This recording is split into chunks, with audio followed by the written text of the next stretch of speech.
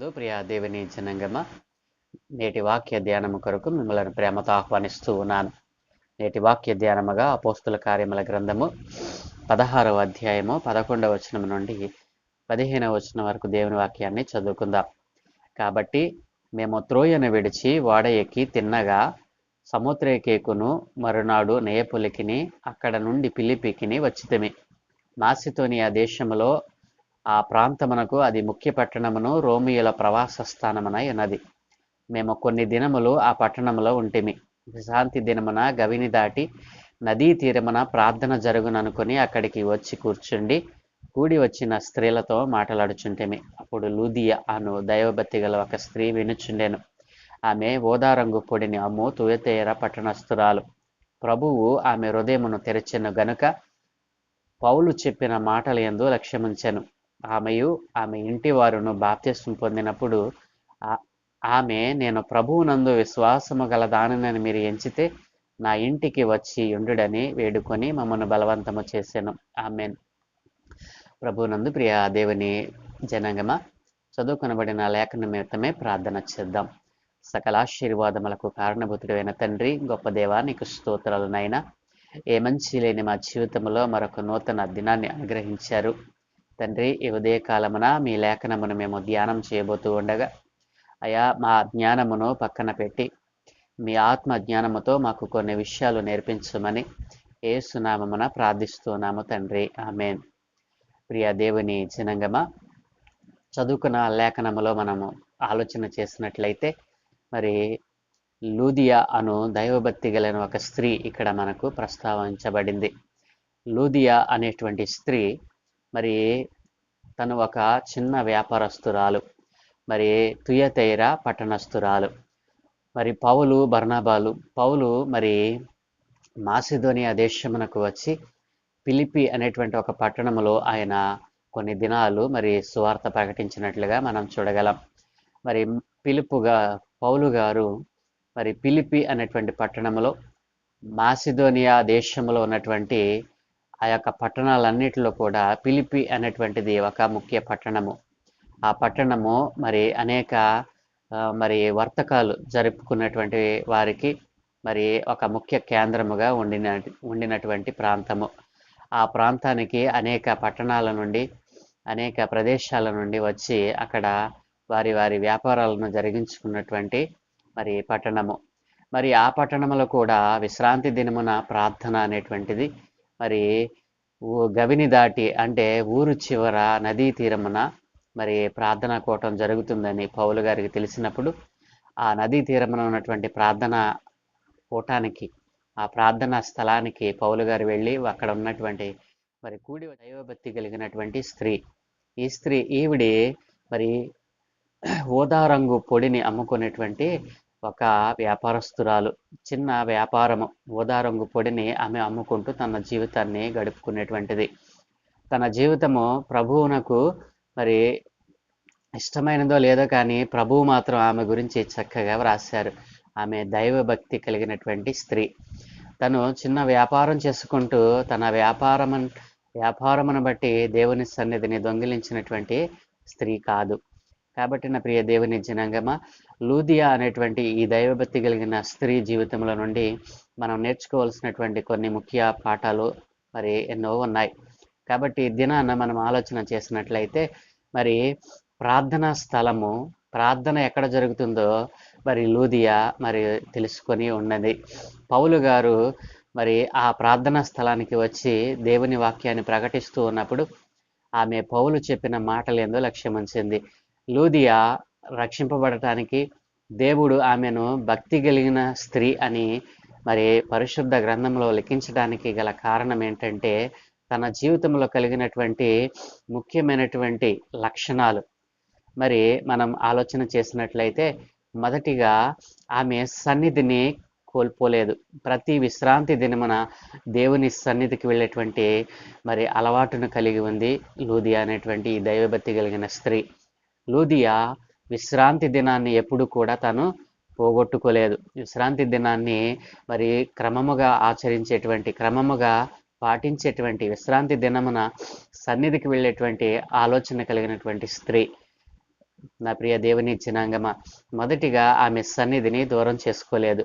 ఈ రోజున మనము ఏదైనా చిన్న పని ఉందంటే, మనకు అవసరమైనటువంటిది, మనకు ఉపయోగపడేటువంటిది ఏదైనా మరి మనకు దొరుకుతుందంటే, ఆ దినము పరిశుద్ధ దినమైన మరి సన్నిధిని విడిచిపెట్టి మనము మరి పునరుద్ధాన దినాన్ని విడిచిపెట్టి, విశ్రాంతి దినాన్ని విడిచిపెట్టి అయినా సరే మనము ఆ పని కొరకు మరి మనం ప్రయాసపడుతూ ఉంటాం. కానీ లూదియా జీవితంలో ఎప్పుడు కూడా మరి దేవుని సన్నిధిని దొంగిలించినట్లుగా మనం చూడం.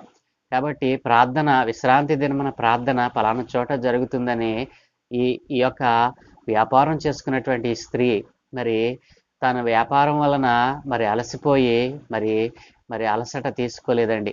ఎందుకంటే అది విశ్రాంతి దినము, దేవుని యొక్క పరిశుద్ధ దినము, దేవుని సన్నిధికి వెళ్ళాలనేటువంటి ఆలోచన కలిగినటువంటి ఈ స్త్రీ మరి ఆ రీతిగా మరి ఆ రోజున విశ్రాంతి దినము కాబట్టి ఎక్కడైతే ప్రార్థన జరుగుతుందో ఆ స్థలాన్ని కనుగొని అక్కడ మరి ఆమె కూడి ఉన్నప్పుడు మరి ఆత్మచేత నిండిన వాడే పౌలు గారు, అపోస్తులైనటువంటి పౌలు గారు మరి దేవుని వాక్యాన్ని మోసుకుని వచ్చినప్పుడు ఆ వాక్యము ప్రకటిస్తూ ఉండగా ఆమె ఆమె ఆమె దైవజనుని మాటల యందు లక్ష్యముంచింది.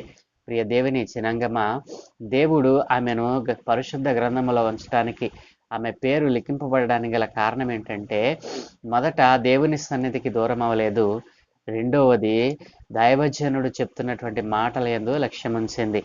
ఎప్పుడైతే మరి ఈ రెండవ లక్షణాన్ని ఈ లూదియా అయినటువంటి దైవభక్తి కలిగిన స్త్రీ కలిగి ఉందో, మరి దైవ సేవకుడు చెప్తున్నటువంటి మాట మరి తనది కాదు కదా, మరి పైనుండి దేవుడు మరి దైవజనులలో అభిషక్తుల నుండి మాట్లాడుతూ ఉన్నప్పుడు మరి ప్రభువు వింటున్నటువంటి వారితో మరి ఆయన మాట్లాడుతూ ఉంటాడు. అలా మాట్లాడుతున్న సమయంలోనే ప్రభువు మరి ఎవరైతే మరి తెరవబడిన హృదయంతో దేవుని వాక్యాన్ని వింటారో, ఎవరైతే సరిగా వింటున్నారో ఆయన అందరినీ మరి చూస్తూ ఉంటారు. మరి ఈ రీతిగా వాక్యం ప్రకటింపబడుతూ ఉండగా అక్కడ అనేక మంది స్త్రీలు ఉండగా ప్రభువు ఈమె యొక్క హృదయాన్ని తెరవడానికి గల కారణం ఏంటి? ఆమె తెరిచిన హృదయముతో, తెరిసిన మనస్సుతో మరి పౌలు గారు దైవజనుడు చెప్తున్నటువంటి మాటల యందు లక్ష్యం ఉంచిందంటండి. ఎప్పుడైతే మనము సన్నిధిలో దేవుని వాక్యాన్ని తెరవబడిన హృదయముతో మరి మంచి మనస్సుతో మరి సన్నిధికి ఎందుకు వచ్చాము? దేవుని మాట వినాలి, దేవుని మాట వింటే మనలను బ్రతికిస్తుంది, దేవుని మాట మన హృదయంలోనికి వెళ్తే మనకు శక్తినిస్తుంది, మరి దేవుని మాటే మనలను బ్రతికింప చేస్తుంది.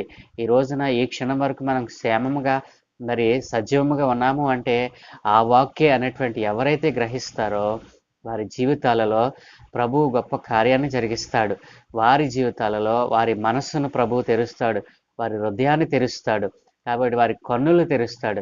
కాబట్టి ఈ దినాన్న మూసుకుపోయిన కళ్ళతో మరి మూసుకుపోయిన హృదయాలతో మరి మూసుకుపోయిన మనస్సుతో దేవుని సన్నిధిలో కూర్చుండి దేవుని మాటలు వింటున్నాం కాబట్టి మన హృదయాన్ని దేవుడు తెరవలేకపోతున్నాడు. మనము దానిని గట్టిగా మూసివేశాం, దేవునికి స్థానం ఇవ్వకుండా ప్రతి అపవిత్రతకు దానిని అప్పగించేసాం. మన మనస్సులో దేవుని మాటను ఉంచుకొనకుండా ప్రతి విధమైనటువంటి చెడ్డదానిని మన హృదయంలో వేసి తాళం పెట్టేసాం. దేవుడు కూడా ప్రవేశించలేనంతగా మరి దానిని మనము మరి మూసివేసుకొని మన జీవితాలను వ్యర్థపరుచుకుంటూ ఉన్నాం. ఆ రోజున దైవభక్తి కలిగినటువంటి లూదియా మరి పౌలు గారు చెప్తున్న మాటల యందు లక్ష్యం ఉంచినప్పుడు మరి ప్రభువే ఆమె హృదయాన్ని తెరిచినట్లుగా, దేవుడే తన హృదయాన్ని తెరిచినట్లుగా, తన భక్తిని మరి పెంచినట్లుగా మనం చూడగలం. ప్రియ దేవుని జనాంగమా, మరి రెండవ లక్షణము లూదియాలో ఏంటంటే పౌలు దైవజనుడు ఏం చెప్తున్నాడో ఆ మాటల యందు లక్ష్యం ఉంచింది. దైవజనుడు చెప్తున్నటువంటి మాట తనది కాదు కదా, అది దేవుని మాటగా గుర్తించింది. కాబట్టి ప్రభువు ఏం చేశారంటే మూడవదిగా ఆమె హృదయాన్ని తెరిచారు. ఎప్పుడైతే ప్రభువు ఆమె హృదయాన్ని తెరిచారో ఆత్మకార్యము మరి వెంటనే జరిగినట్లుగా మనం చూడగలం. వెంటనే ఆమె ఇంటి వారును బాప్తిస్మం పొందుతారు. ప్రియ దేవుని జనాంగమా, బాప్తిస్మము లేనప్పుడే ఆమె సన్నిధిని వెతుక్కుంటూ వెళ్ళింది, సన్నిధిలో కూర్చుంది. కాబట్టి తన ఇంటిని తనతో పాటు తన ఇంటి వారందరినీ కూడా రక్షించుకుంది. కాబట్టి మరి దైవభక్తి కలిగినటువంటి స్త్రీ అని ఈ లూదియా గురించి వ్రాయబడటానికి గల కారణం ఏంటి? సాధారణంగా చిన్న చిన్న వ్యాపారాలు చేసుకున్నటువంటి వారు ఆయా పట్టణాలను తమ ప్రాంతాలను విడిచి మరి దూరదేశంలో ఉన్నటువంటి పట్టణాలకు పల్లెలకు వెళ్ళి వ్యాపారం చేస్తూ ఉంటారు. అక్కడ అనేకమైనటువంటి వాటిని వారు చూస్తూ ఉంటారు. కానీ ఈ దైవభక్తి కలిగినటువంటి స్త్రీ, మరి దేవుని యందు భయభక్తులు చూపినటువంటి ఈ స్త్రీ సంఘాన్ని, మరి సహవాసాన్ని, సన్నిధిని ఎప్పుడు కోల్పోలేదు. అంతేకాదండి, దైవజనుడు సంఘములో నిలబడి బోధిస్తూ ఉండగా ఆ మాటల యందు లక్ష్యం ఉంచింది. కాబట్టి ప్రభువే ఆమె హృదయాన్ని తెరిచినప్పుడు తాను అంతకుముందు మరి రక్షింపబడినటువంటి వ్యక్తిగా లేదు, కానీ ఎప్పుడైతే మరి దైవజనుడు చెప్పిన మాటల యందు లక్ష్యం ఉంచి మరి దైవజనుడు చెప్పినటువంటి ఆ మాటలో ఉన్నటువంటి ఆ శక్తిని పొందుకుందో, తెరవబడిన హృదయముతో, మరి తెరవబడిన మనస్సుతో ఆ మాటలను అంగీకరించిందో, మరి లక్ష్యం ఉంచిందో, దేవుడే మరి ఆమె జీవితంలో కార్యం చేయడం ప్రారంభించాడు. కాబట్టి ఆమె జీవితం మారిపోయింది. ఆమె జీవితమే కాదు, తన ఇంటి వారందరికీ కూడా రక్షణ తెచ్చుకుంది. ఆ దినాన్న దైవజనులను తన ఇంటికి ఆహ్వానించింది. ఎన్ని గొప్ప కార్యాలు మరి లూదియా జీవితంలో జరగడానికి కారణం ఏంటంటే ఆమె దైవ భక్తిని కలిగి ఉంది. రక్షింపబడక ముందే ఆమె సన్నిధిని కోల్పోలేదు. సన్నిధికి ఆమె వెళ్ళేటువంటి అలవాటును కలిగి ఉంది. అలాగనే సన్నిధిలోకి వెళ్ళి మరి నిద్రపోయేటువంటి లక్షణం ఆమెలో లేదు. సన్నిధికి వెళ్ళి మరి మరి సన్నిధిలో తన ప్రవర్తనను మరి చెరిపి వేసుకున్న దానిగా లేదు. కాబట్టి ఈ దినాన మనం చూసినట్లయితే సన్నిధికి వస్తారు, సన్నిధిలో నిద్రపోతూ ఉంటారు. మరి తన ప్రవర్తనను జాగ్రత్తగా చూసుకోవాలని దేవుడు చెప్పినటువంటి ఆజ్ఞను మరి అనేక మంది మీరుతూ ఉంటారు. కొందరైతే మరి దేవుని వాక్యాన్ని సరిగా వినరు. మరి దేవుని వాక్యం ప్రకటింపబడుతూ ఉంటే మరి లోకానుసారమైన విషయాల మీద మనసు పెట్టి తన మనస్సును లోకం వైపు తిప్పుతూ ఉంటారు. ఇట్లా అనేకమైనటువంటి మనస్తత్వాలు కలిగినటువంటి వారు సన్నిధికి వచ్చి, మరి దేవుని సన్నిధి అంటే మరి కలహముతో నిండినటువంటి, కలవరంతో నిండినటువంటి మనస్సులు, మరి చెడిపోయినటువంటి మనస్సులు, మరి చెడ్డ హృదయం కలిగినటువంటి వారు, మనస్సులు పాడైపోయినటువంటి వారు, బ్రతుకులు బాగోలేనటువంటి వారు, మరి వ్యాధుల చేత, రోగాల చేత పీడింపబడుతున్నటువంటి వారు, వీరందరూ కూడా దేవుని సన్నిధిని ఎందుకు ఆశ్రయిస్తారు? వాటన్నిటి నుండి దేవుడు విడిపిస్తాడు అనే నమ్మకంతో. కాబట్టి ఈ రోజున మరి మన జీవితాలలో, మీ జీవితాలలో ఆ విధమైనటువంటి కార్యాలు, ఆ చెడ్డ లక్షణాలు పోకపోవటానికి గల కారణం ఏంటంటే సన్నిధిలో మీ ప్రవర్తన జాగ్రత్తగా మీరు చూసుకోకపోవడమే. దేవుని సన్నిధిలో మన ప్రవర్తన జాగ్రత్తగా ఉండాలి. దైవజనుడు వాక్యం చెప్తా ఉంటే మనస్సు తెరచి ఆ వాక్యాన్ని స్వీకరించాలి. దేవుడు ఈ రోజున నాతో ఏం మాట్లాడబోతూ ఉన్నాడు, దేవుడు ఏ వాక్యం ద్వారా నాతో మాట్లాడనై ఉన్నాడు అనేటువంటి ఆతృత ప్రజల్లో ఉండాలి. కాబట్టి ఆ దినాన్న దైవభక్తి కలిగినటువంటి ఈ లూదియా అనేటువంటి స్త్రీ తన జీవితంలో మొదటి స్థానాన్ని దేవుని సన్నిధికి ఇచ్చింది. మొదటి స్థానాన్ని దేవుని వాక్యానికి ఇచ్చింది.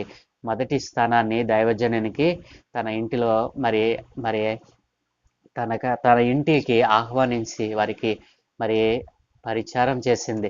కాబట్టి ఇన్ని లక్షణాలు తన జీవితంలో కలిగి తనతో పాటు తన కుటుంబాన్ని కూడా రక్షించుకున్నటువంటి ఈ లూదియా వలె నీవు కూడా ప్రభువుకు ఉపయోగపడే పాత్రగా మారాలని, సన్నిధిలో నీవు దేవుని వాక్యాన్ని ఎలా వింటున్నావు? సన్నిధికి దూరమైపోతున్నావేమో.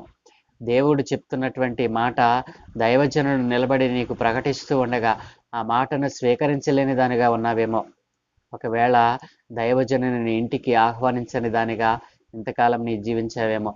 ప్రియ దేవుని జనాంగమా, ఒక్కసారి లూదియా జీవితంలో జరిగినటువంటి ఇన్ని గొప్ప ఆశీర్వాదాలు నీ జీవితంలో, నీ కుటుంబంలో కూడా జరగాలి అని అంటే తెరవబడిన హృదయముతో దేవుని యొక్క వాక్యాన్ని స్వీకరించాలి. దేవుని సన్నిధికి ఎప్పుడు కూడా మనం దూరం అవ్వకూడదు. దైవజనుడు మన ఇంటిని దర్శిస్తూ ఉంటే మనకు ఆశీర్వాదం. కాబట్టి ఇన్ని లక్షణాలు మన జీవితాల్లో మనం కోల్పోయి ఇంతకాలము దేవుని యొక్క ఆశీర్వాదాలను కోల్పోయావేమో. ఈ రోజున ప్రభు నీతో మాట్లాడుతూ ఉన్నాడు. లూదియా అనేటువంటి ఈ స్త్రీ నీకు నేర్పిస్తున్నటువంటి, నీవు నేర్చుకోవలసినటువంటి విషయాలు దేవుడు మరి ఎన్నో సంవత్సరాల క్రితము జరిగినటువంటి ఈ దృగ్గు విషయము పరిశుద్ధ గ్రంథము చేత మరొకసారి నీ దగ్గరికి వచ్చింది అని అంటే నీ జీవితంలో, ఈమె జీవితంలో కలిగి ఉన్నటువంటి భక్తి, మరి ఆ నీతి నీలో లేదేమో. కాబట్టి ఈ రోజుననే మరి లూదియా ఏ విధముగా అయితే భక్తిని కలిగి ఉందో, మరి ఆ రీతిగా నీ జీవితంలో, నీ కుటుంబంలో నీవు భక్తి కలిగి నీతో పాటు నీ కుటుంబాన్ని కూడా రక్షణలోనికి నడిపించుకోవాలని ప్రభు ఆశపడుతూ ఉన్నాడు. ప్రార్థన. సకల ఆశీర్వాదములకు కారణభూతుడైన తండ్రి, గొప్ప దేవానికి స్తోత్రాలు నాయన. అయా పైకి భక్తి గలవారై ఉండి, ఆయన పైకి భక్తి గలవారిగా నటిస్తూ ఈ రోజున భక్తిహీనులుగా బ్రతుకుతున్న వారు అనేక మంది ఈ లోకంలో మేము చూస్తూ ఉన్నాం. అలాంటి వారందరికీ ఈ రోజున మీరు సూటిగా మాట్లాడారు నాయన. ఆ రోజున తండ్రి మరి లూదియా అనేటువంటి స్త్రీ అయా తన జీవితంలో ఎప్పుడూ నీ సన్నిధికి దూరం అవ్వలేదు. రక్షింపబడక ముందే నీ యందు భయభక్తులకి నిలిపినట్లుగా మేము చూస్తూ ఉన్నాము నాయన. ఆ రీతిగా నాయన ఈ రోజున నాయన మేమందరము కూడా నాయన ఇదిగో తెరవబడిన హృదయంతో నీ వాక్యాన్ని స్వీకరించే వారిగా, అయా నీ సన్నిధిలో మా ప్రవర్తనను జాగ్రత్తగా చూచుకునే వారిగా, దైవజనులను ఇంటికి ఆహ్వానించేటువంటి మనస్సు కలిగిన వారిగా ఈ రోజున నీ బిడ్డలు నాయన మారాలని ఆశపడుతూ ఉన్నారు. అయా నీ సన్నిధి ప్రతి కుటుంబంలో నాయన నీ సన్నిధి కాంతి ప్రతి జీవితంలో వెలిగింపబడినట్లుగా సహాయం దయచేయండి. ఈ రోజున దైవభక్తి కలిగినటువంటి లూదియా జీవితంలో జరిగినటువంటి ఆశ్చర్యమైన అద్భుత కార్యాలు ఇదిగోనైనా ఈ వాక్యమును నీ మాటలు వింటున్న ప్రతి వారి కుటుంబంలో జరగటానికి కృప చూపండి నాయన. ఏ ఇంటిలో నాయన చీకటి అంధకారం ఉందో ఆ ఇంటిలో నూతనమైనటువంటి అయా ఇదిగో నీ వాక్యపు వెలుగు వారి ఇంటిలో ప్రకాశించినట్లుగా సహాయం దయచేయండి. లూదియా భక్తి కలిగి ఏ వ్యక్తిగా అయితే జీవించిందో నాయన, తన పట్టణాన్ని పల్లెలను విడిచినప్పటికీ నాయన తన భక్తి జీవితాన్ని విడిచిపెట్టకుండా నీలో నిలిచి ఉంది తండ్రి.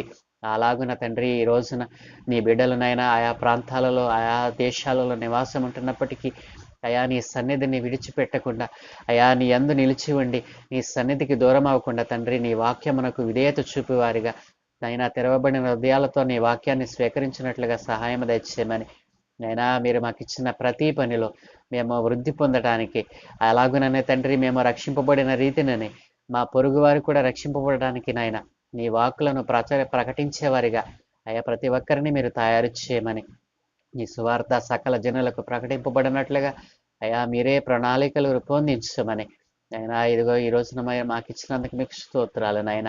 ఈ దినమందు మేము చేయ పనులన్నిటి మీద మీకు అనుదృష్టి ఉంచి మీ దూతల కాపుదలు అనుగ్రహించి మీరే మహి పొందుకోమని బలహీనముగా ఉన్న వారిని బలపరచండి నాయన. ఇదిగో తండ్రి వ్యాధి రోగముల చేత పట్టబడిన వారిని ఇది దురాత్మల చేతనైనా వ్యాధిగ్రస్తులైన వారిని ఇప్పుడే నీ పాదాల చెంతకు తెస్తూ ఉన్నాను. మీ ఆత్మ కలిగిన అయా మీ దయగలిగిన హస్తమును చాపి వారందరినీ స్వస్థపరచమని ఘనత మహిమ ప్రభావాలు మీరే పొందుకోమని ఈరోజు పెళ్లి రోజు పుట్టినరోజు జరుపుకుంటున్న బిడ్డలందరినీ దీవించండి. ఘనత మహిమ ప్రభావాలు మీకే చెల్లిస్తూ త్వరలో రానున్న యేసు ప్రభుల వారి ప్రశస్త నామమున ప్రార్థించి వేడుకుంటూ ఉన్నాము తండ్రి. ఆమేన్.